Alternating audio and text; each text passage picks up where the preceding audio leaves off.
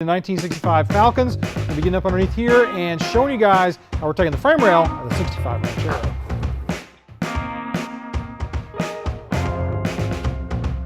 I figured it's a good day to break it up and get back after it.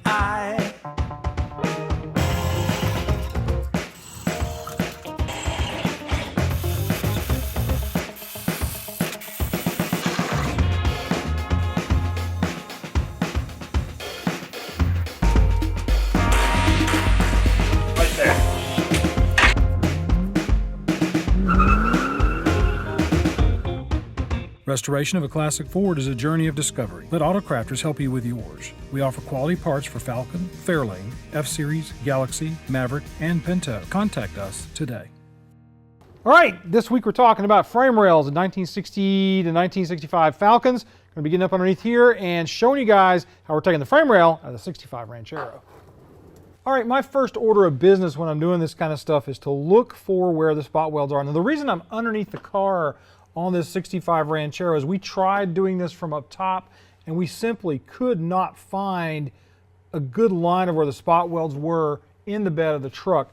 And that's probably because most of this stuff is really much more hardly hit down here underneath. You can see what I'm talking about. What you can do is you can actually rub your finger across the metal and you can feel the divots from the spot welds. There's one here, there's one here, there's one here, there's one here, and one here. Actually, another one right next to it, and a third one right here. So this may be a larger weld, and this may be a smaller. One of these two could also probably just be where they welded the box onto the main plate. But we'll still have to go through both of them to get to this. And there's stuff down here as well. There's a side weld here where it was tacked on. Then there's a main spot right here after the chassis was assembled. And there's obviously some further down here on the bottom. So what you can do to help yourself when you're hunting for these is you can use a flashlight and you can actually go in here and take and do this with it. Can you see the? Yep. Okay. You can do this and you can see the shadows from the spot welds with the flashlight. Finger's still your best bet on this, because the flashlight sometimes will glare out and you won't see where the weld is, but you can see this one right here especially very, very well. All right, then what I'm going to do here is I'm using my punch to mark my spots in here.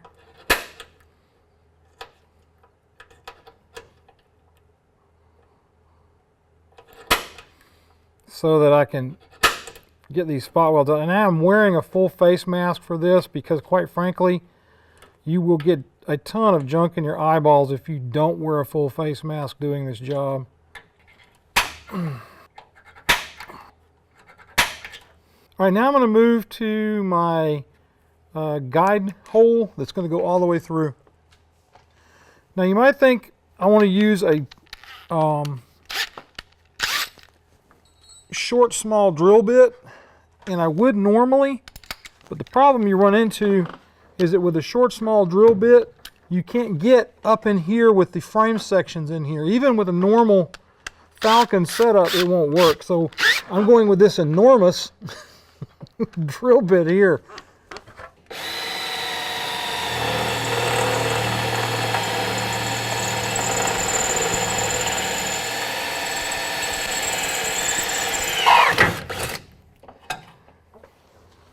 Is this fun? No, it's not, but it would be harder to try to go up inside the bed of the truck to find these, because some of these are so shallow in there you just can't even see them. That's my first guide hole. Pretty big guide hole, you might say. Well, we're going to have to go back in there with an even bigger drill bit to make that hole big enough to pop that spot weld off. And we get to do this about 2,500 times.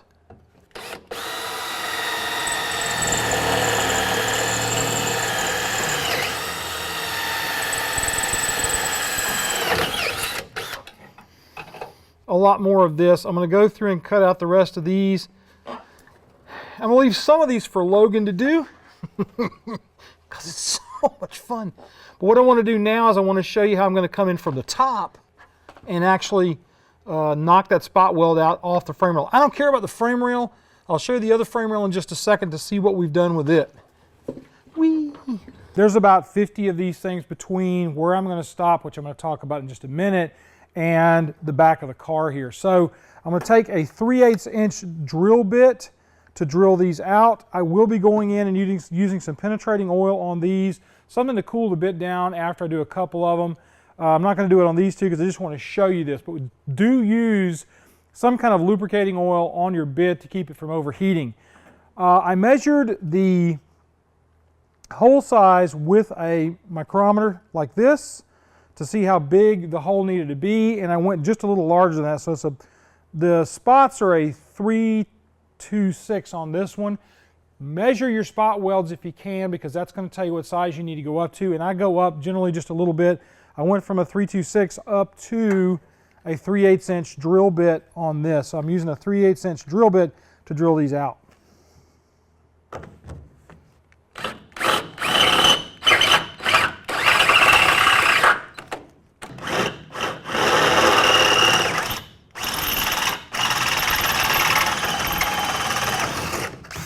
Now you may be wondering, why am I doing this? Why am I drilling my bed? Quite frankly, it's because I don't want us to lay up underneath the vehicle like this and try to spot this in. I would rather grind these smooth and then go in and body fill them if I need to in order to get a nice smooth setup in here. Trust me, on the Rancheros, Ford didn't care that much. There are divots and bumps all along this frame rail in the bed of this truck. So it's not a big deal to them, and it's not going to be a big deal to Logan. If it is a big deal to Logan, he can fix it. All right, so this is our frame rail for the 1965 Ranchero that we got from a friend of ours that has a station wagon. The car was pretty trashed up front, but the frame rails were really nice in it, so I bought the frame rail off of him. You'll note that the only thing you see on here are the small holes for the spot weld cutter that we used as a guide point. We're hoping to use this clean. In other words, what we'll have here is this will sit where the old spot welds were on the floor, and we'll be able to just weld to this. Do note though that these are galvanized frame rails. They have a galvanizing compound on them, so you're going to possibly want to wear some kind of respirator while you're working on it, because galvanizing compound is bad juju for your lungs and your health. So that will be something you'll want to do just to keep yourself safe. This is basically where this frame rail sits. A little off maybe, but it's pretty darn close. There you go. So this will be going in soon. Just got to find Logan, because he's the one that's supposed to be cutting out spot welds. All 50 plus of them. We get our basic line from this for the facing on the top by going in and making sure that that is jammed right up against that frame rail, and the two sides are clamping pretty tight, and then we mark it up on the top and a little bit on the sides, pull that out of the way, and then we take our combination square, lay it in on the line that went a little bit over, and mark it up all the way to the bottom of the frame rail, and then that way we can go in and make our cuts in here and know that they are fairly square. What you're looking for is to make sure that both sides are the same kind of squaring, so that you don't have big gaps in this. All of this is, of course, in theory, because you can run into problems that'll make it where that doesn't happen. But hopefully we'll be able to get this done here pretty quick. All right, so what I'm going to do now is I'm going to make my cut. Now what I'm going to do on this frame rail is I'm going to cut just to the bottom edge of our opening here, all the way across and down to get the frame rail separated. When we go up underneath the car for the fun part, we'll go just to this side of the line. So we'll be inside of the circle, underneath the car, outside the circle, here on the car. Now this is the section we're taking in. The reason we're using this spot right here is this is our locator point on both cars. This is where we want to be. So we will have no hole underneath the car, and the hole will be on the frame rail we're putting in. Yes, it's going to create a bit of an issue on the bottom edge of this hole here. I'm sorry. I'm not going to worry about it. I'm going to go ahead and start making my cuts. I may or may not put my full face shield on. I don't know. Uh-oh. No power. Power!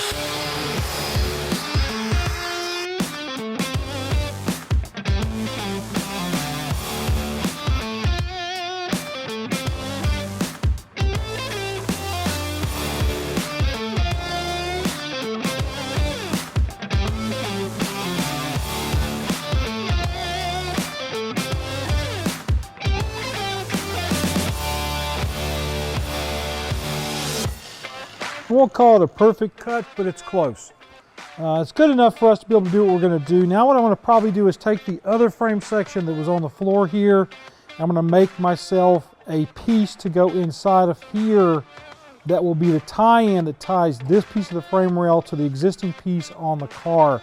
I'll use what we have here, I'll split cut it, and then I'll insert those inside of here after I weld the two pieces together after having set them inside of this.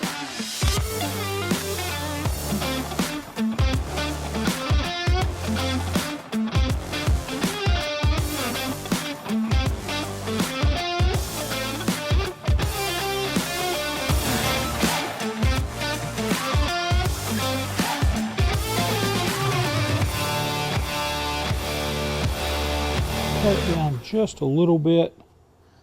What I'm going to do is I'm going to mark this up for removal,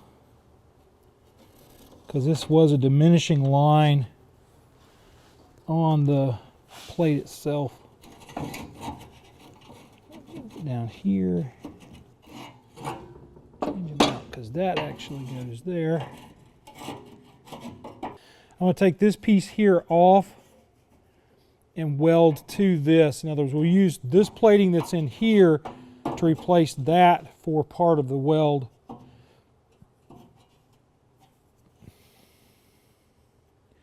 I'm just going to cut this one. I'm just going to take this one and cut it right along that line there. We'll use it here. And then this one will be on this side.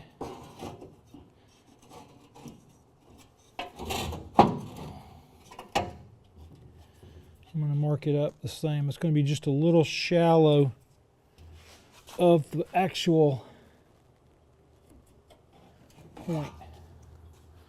And I'll have to, of course, go in and take all this body shuts off in the end too. So the only bad thing about using Sharpies on this kind of stuff is your marks a lot of times will disappear.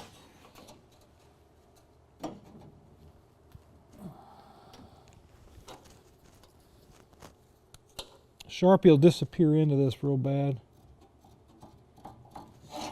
Basically right there.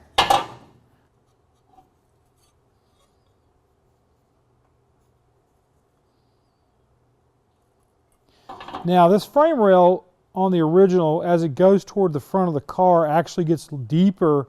So we're just basically going to make this almost level through here. Matter of fact, I might just do that. I might mark it up as a level point so that I've got the same distance at both ends, which is kind of there now. If you've ever seen me cut, which you just have, I know that that line means almost nothing. All right, I'm going to take these and cut them down now off camera, and then we'll start doing a plate fit, so to speak, inside of this next week. We'll start setting these in here and getting them plated in so that they extend out and over, and this piece here will be gone, replaced by this. The big issue it's going to cause us is trying to go back in and replicating that hole on the bottom side, if we choose to, because... All right, so this is our scab that goes inside of the frame rail. What you'll want to do is you'll want to make your drill points over here first, set the scab up inside of the existing frame rail, and then push this up into position on the other frame rail. We'll show you that next week. All we're doing this week is getting everything prepped and cut out so that we can get started on the weld up and showing you how to set these things in place. But that's just a little idea about how that's going to go in case you get mad and decide not to watch us next week for whatever reason. Realistically, next thing up is for me to get up underneath the car and cut the other frame rail section, and I'll cut it to the side of the hole on the bottom of here so that we are hopefully a little closer to this thing fitting. We'll do several dry fits before we even put all of this together next week. But that's just going to be me now getting up underneath the car and making some cuts. This is going to be fun.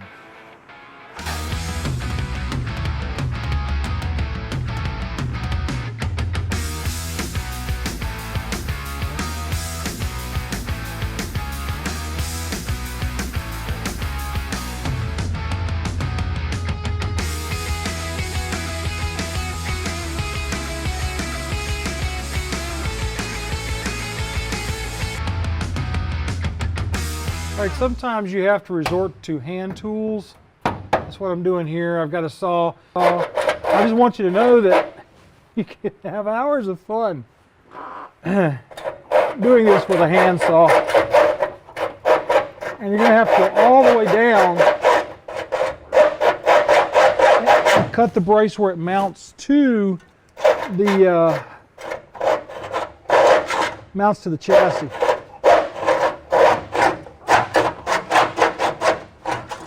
It does work. It does take a long time.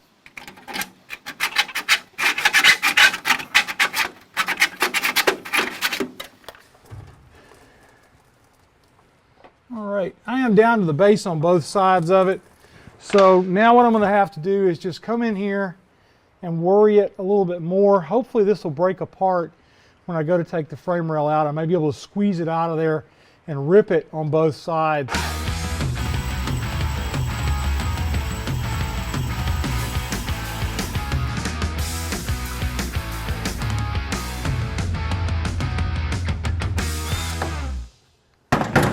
All right, that is the last of the 51 holes that we drilled in the floor for this frame rail removal.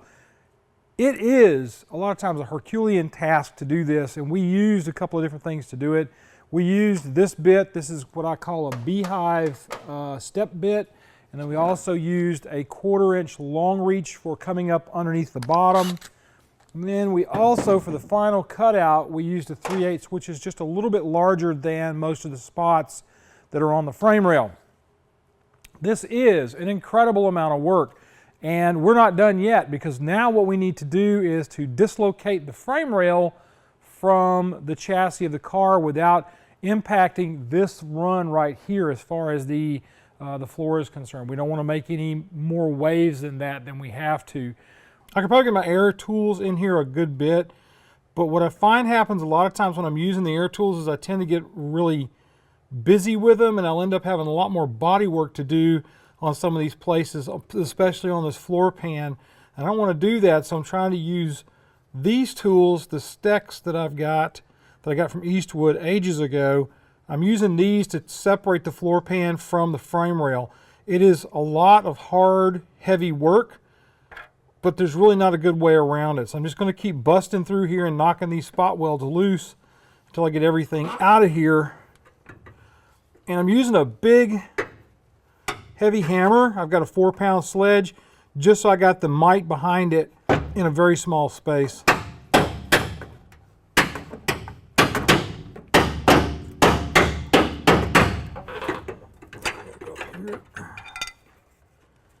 A couple of these just pinged loose when I cut the welds. Don't care about the frame rail. So I got a couple here that are just still tight to the body.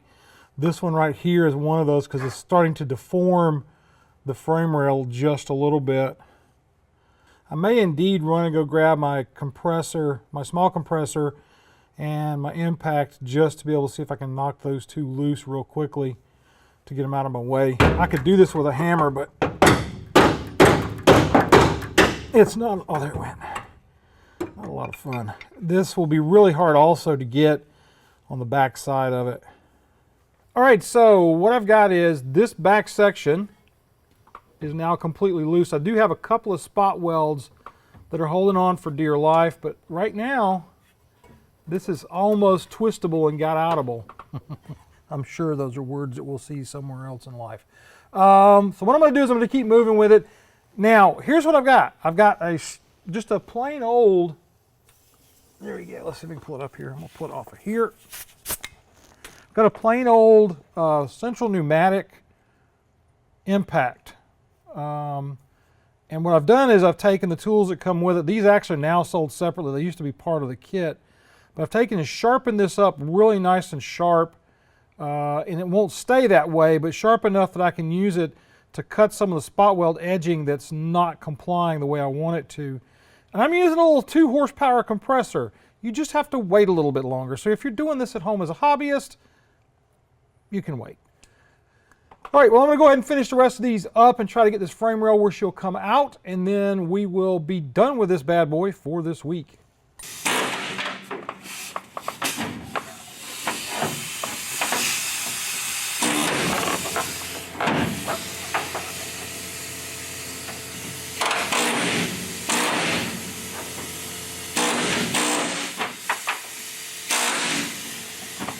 All right, I've got one spot weld that's just tenaciously hanging on. I'm going to knock that one loose, and this thing should pretty much come out of here.